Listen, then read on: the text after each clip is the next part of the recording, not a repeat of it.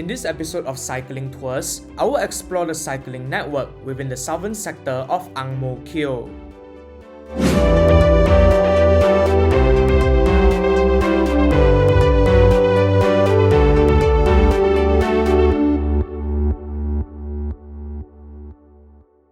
Hello folks, and welcome to Ang Mo Kio, Singapore's first walking and cycling town.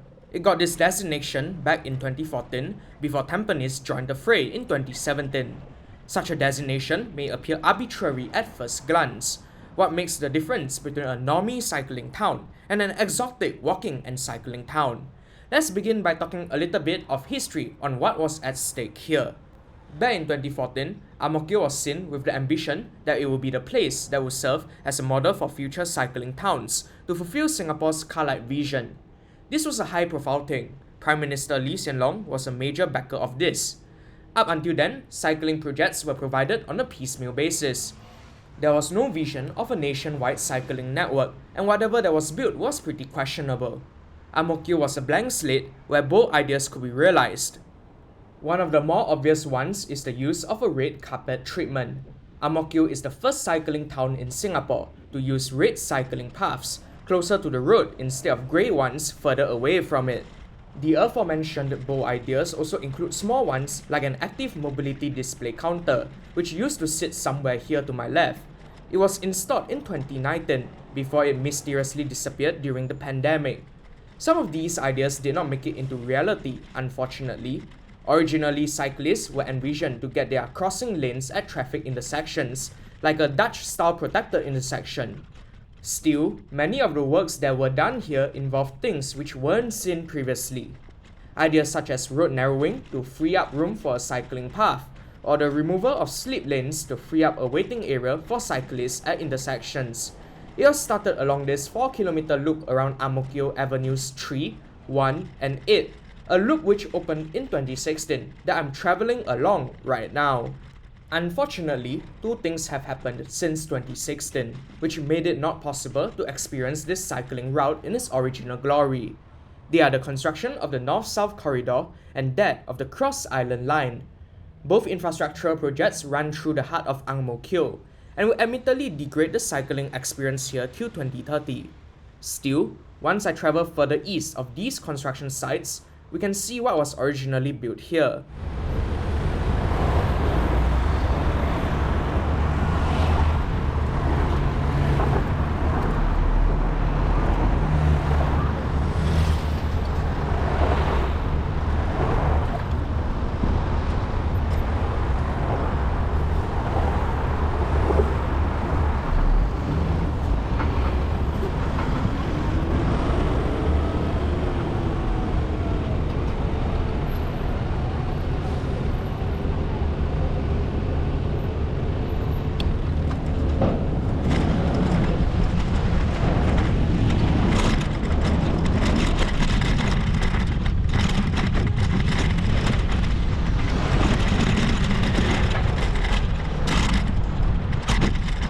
Crossing Ang Mo Kio Street 22, we see a superior side road treatment which we don't quite see nowadays. A raised zebra crossing without a significant setback for vehicular queues. At most, there's space for one car to wait at the main road. This enables me to cycle on a relatively direct route along Ang Mo Kio Avenue 3 without making a huge deviation to get to the zebra crossing, and is especially beneficial for pedestrians who do not have to walk a long way around just to cross a street. The corner radii into the access road are admittedly a little large, but I still like the execution here. Moving along, I just want to point out that because the cycling path is sited closer to the road than the footpath, there is no need for a mess of give way to pedestrian signs as I pass the many paths on my left leading towards 211 Ang Mo Kio Avenue 3. This may seem like a trivial detail today, but at that time it was a game changer that enabled active mobility users to travel much more seamlessly along the pavement. Of course, it's not perfect. We have a little bit of a narrow footpath here under this covered linkway. Under this initial phase, there is also rarely physical separation between the footpath and the cycling path. But you can sense that it's a lot better thought out than many of the paths that were built before it and many built after it as well. Why is that so? Perhaps this is thanks to direct Dutch influence in the design of these paths. Under contract PL179 awarded in 2016 to Sabana Jurong, the main firm provided design consultancy services for the cycling path network here. But they also did it in collaboration with Ridderveen Blasbos, a Dutch consulting firm with a branch in Singapore. Anyways, I took about 10 minutes to get from Ang Mo Kio MRT station to Kebun Baru. Guess I was slowed down a little at the intersections with Ang Mo Kio Avenue 6 and 8, but beyond that, the journey is fairly seamless. One interesting fact I just want to point out here is that the shared paths were originally painted with dotted yellow lines, before they were eventually painted over with the standard dotted red lines which we see in Singapore today, perhaps due to contrast issues when painted on top of a concrete pavement. Kindly notice the presence of a wayfinding map board to my left, something which isn't quite common in our newer cycling towns. Further along, one thing which the authorities were very proud of is the removal of a slip lane at the intersection we just passed between Ang Mo Kio Avenues 1 and 3. The journey continues along Ang Mo Kio Avenue 1. The path is a little less perfect, with occasional horizontal and vertical deviations as I travel along this 6-lane major arterial forming the northern border of the Bishan Ang Mo Kio Park, and occasionally there are interruptions along the way. However, the journey is pretty pleasant thanks to the luxurious canopies of the rain trees planted along the roadway, and also thanks to the lack of side roads in this modernist new town. The road hierarchy is respected well here. Movement is relegated to roads, and access is relegated to streets. This lack of side roads might have unfortunately masked the issues that could arise in the coming years, as cycling paths began to be built along roadways that have more access points, especially in places with more traditional building forms. But with very few side roads where cyclists have to give way to vehicles, this is not a problem here.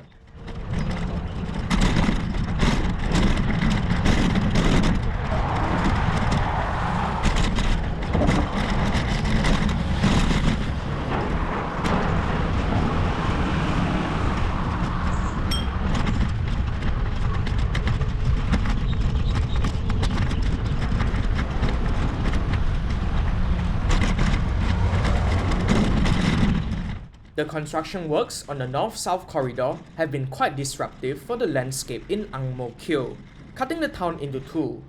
This is a psychological barrier which will, for now, discourage people from cycling intra-town.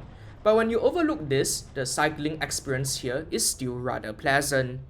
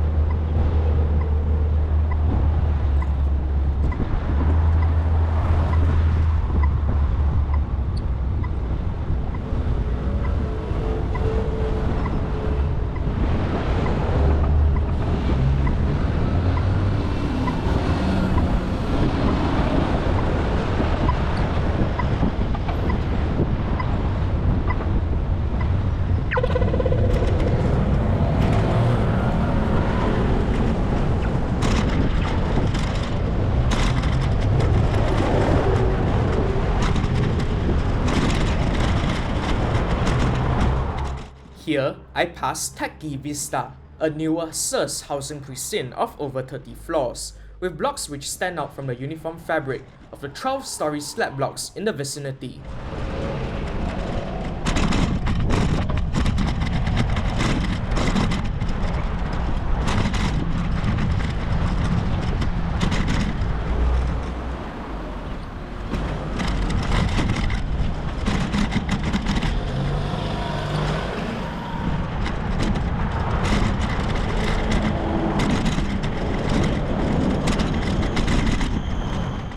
Further up ahead lies the neighborhood center of Neighbourhood 3, known locally by the name of Techie.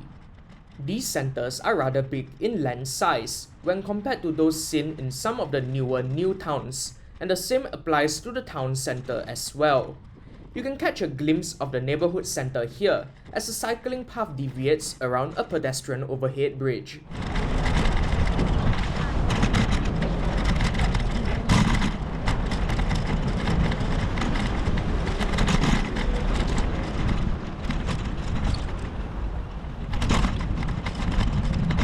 Crossing Ang Mo Kio Street 32, I passed the construction site of what used to be the Ang Mo Kio Swimming Complex, which is currently being rebuilt under a rejuvenation plan.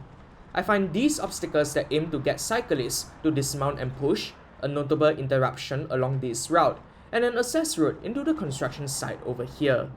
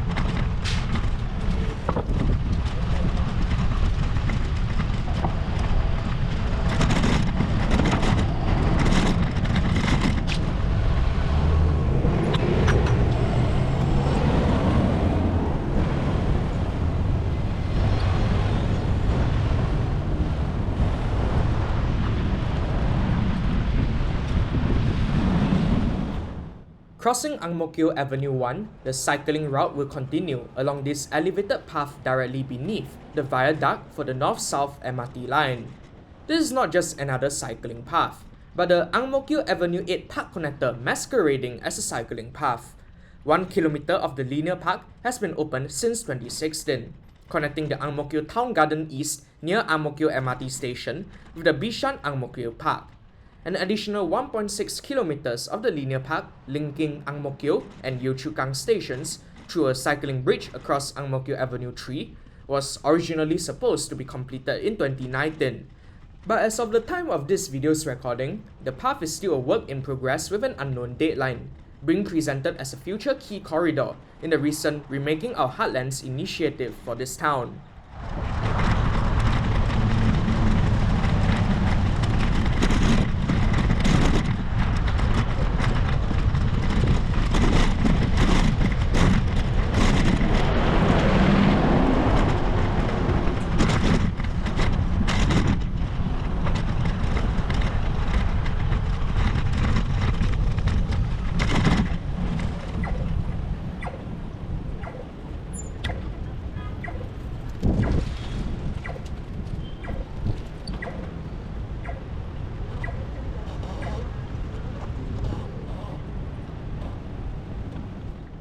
Here, I cross Ang Mo Kio Street 41.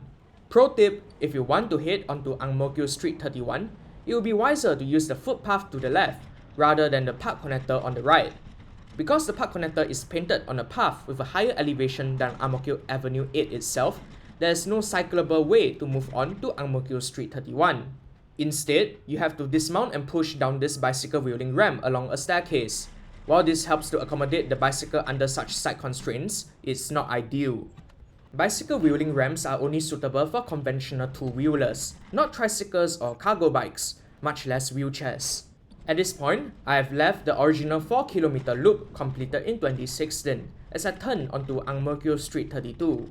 The paths here were built later on, and in this particular case, just a few weeks before this video's recording.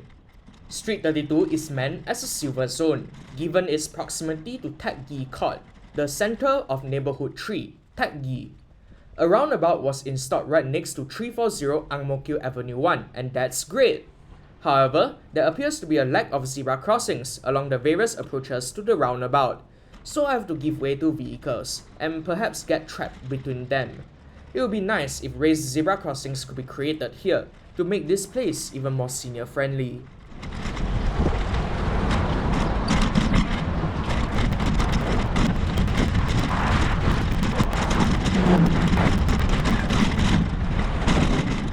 I'm now moving along to Ang Mo Kio Avenue 6 on this temporary shared path that serves as a diverted route for what was once the Ang Mo Kio Park connector.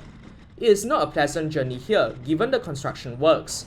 Plans for the surface level part of the north-south corridor vary wildly at the moment, depending on who you get your information from.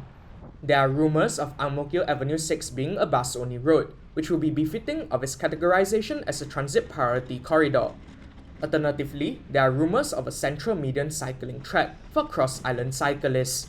Some other sources, however, imagine the status quo, with your normal arterial road running on top of Tek Gi MRT station. Only time will tell if this transformation here will be radical or negligible, but the journey along this stretch will not be pleasant for now.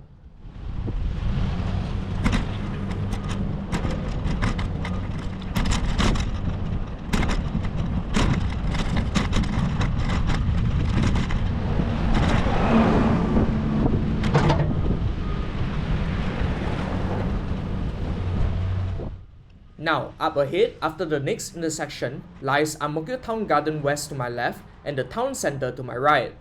I will not be continuing along the construction site of what is essentially an underground expressway, however, as the diverted route gets iffy. I tried it in an earlier attempt to record this video, and the path is so convoluted that it may as well not exist.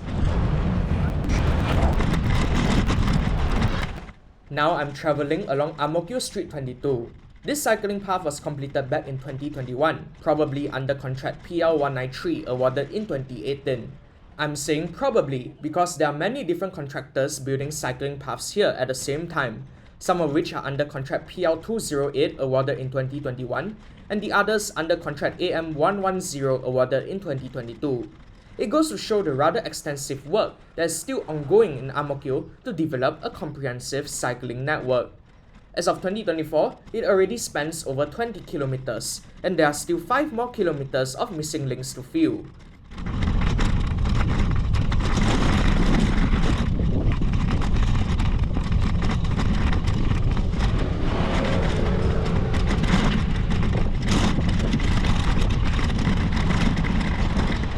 Now, Ang Mo Kio Street 22 is special in that the carriageway was narrowed to make room for a split cycling path here.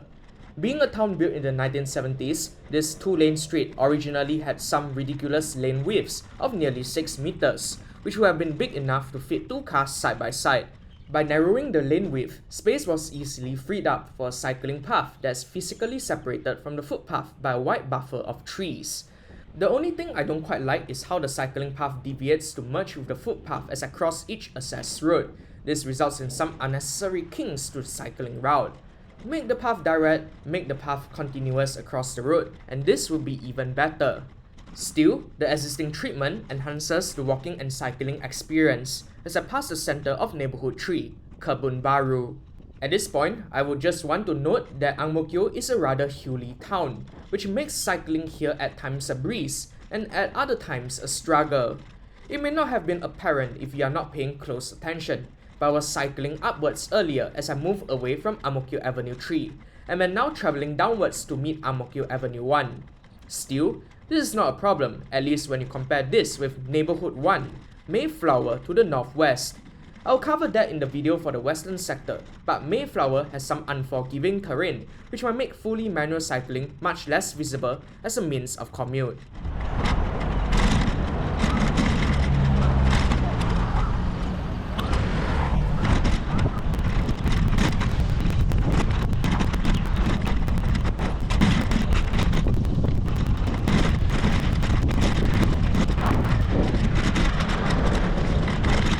Next up, I'm now travelling on Ang Mo Kio Street 23, the other neighbourhood street serving Neighbourhood 2.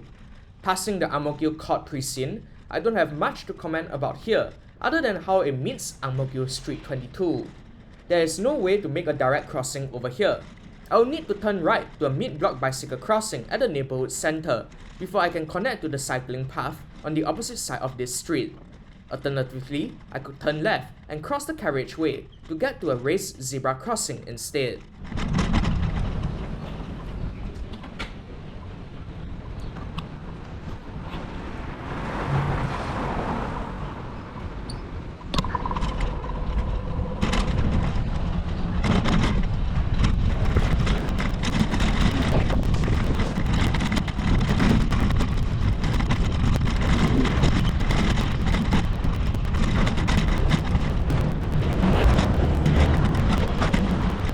Next, I'm going to have a look at Mo Kio Street 31, which was name dropped as one of the first 5 friendly streets to be implemented in Singapore.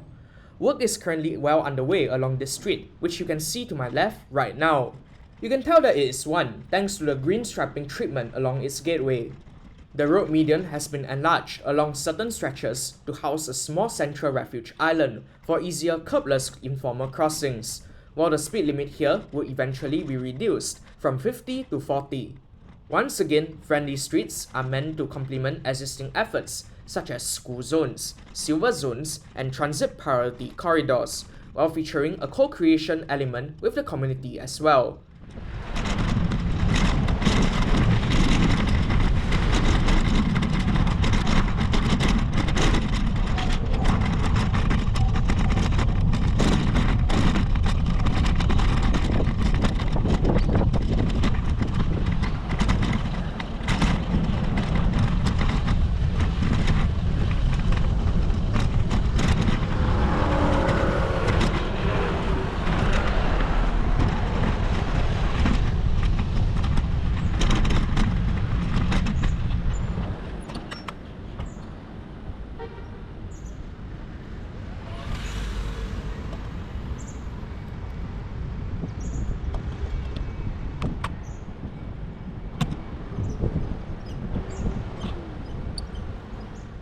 Here, I crossed the intersection between Mo Kio Street 31 and 32, which used to be an uncontrolled junction that was terrifying to cross as a pedestrian.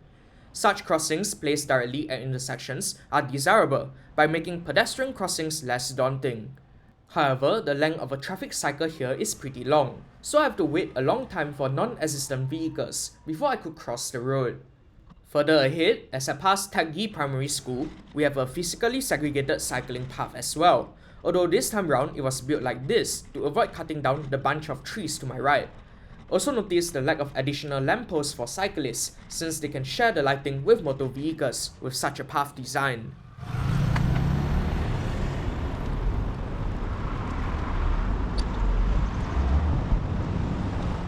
Up ahead, I'm going to cross back into the park connector using that bicycle wheeling ramp, and once again I would like to reiterate my wishes to see better infrastructure that accommodates great differences than this. You'll see how I struggle to push my very heavy and durable shared bike up this steep ramp, and I believe this will be an even greater challenge for the children and the elderly. And of course, wheelchair users won't stand to benefit from such infrastructure as well. It would also have been great if the cycling path along the viaduct made a horizontal deviation here, so I wouldn't find myself risking a side collision from oncoming cyclists who may not be anticipating someone carrying a bicycle beyond the stair landing.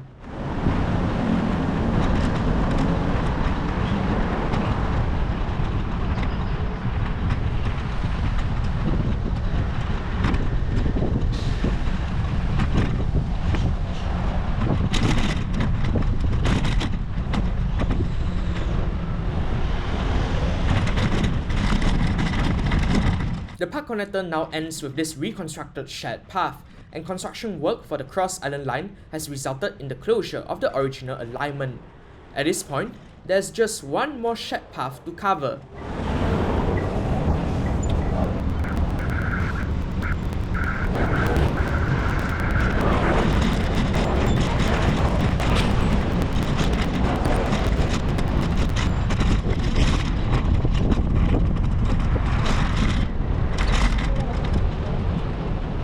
I kinda misinterpreted my map and assumed it covers the entire northern stretch of Mo Kio Avenue 3 from Avenue 6 to Avenue 8, but at the moment the shared path only begins once I pass Mo Kio Central 1 and travel next to Mo Kio Hub after this signalized crossing.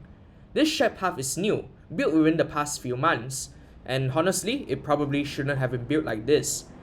The high pedestrian volumes here, coupled with the myriad of vehicles trying to enter the main mall at the town centre, and a bunch of illegally parked pedal cycles and motorcycles, make for a very nerve-wracking and claustrophobic cycling experience, as I have to take care to ensure my wheels don't come into contact with fellow pedestrians. There probably should have been a physically separated, dedicated cycling path on the other side of the trees, inaccessible for the crowd of pedestrians. Honestly, if you find yourself having to cycle along this road though, just take the cycling path on the south side. It's been great to see how Mo Kio's network has turned out to be.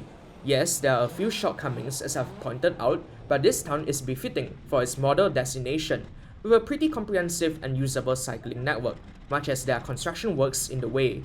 We'll see if that holds up in future videos for the eastern and western sectors, but for now, I'm reaching the end of this episode of Cycling Tours. Do let me know what you think about Ang Mo Kio, and hit the subscribe button if you haven't done so. Feel free to support me monetarily using the Super Thanks function of YouTube. This is Transit Evolution, signing off.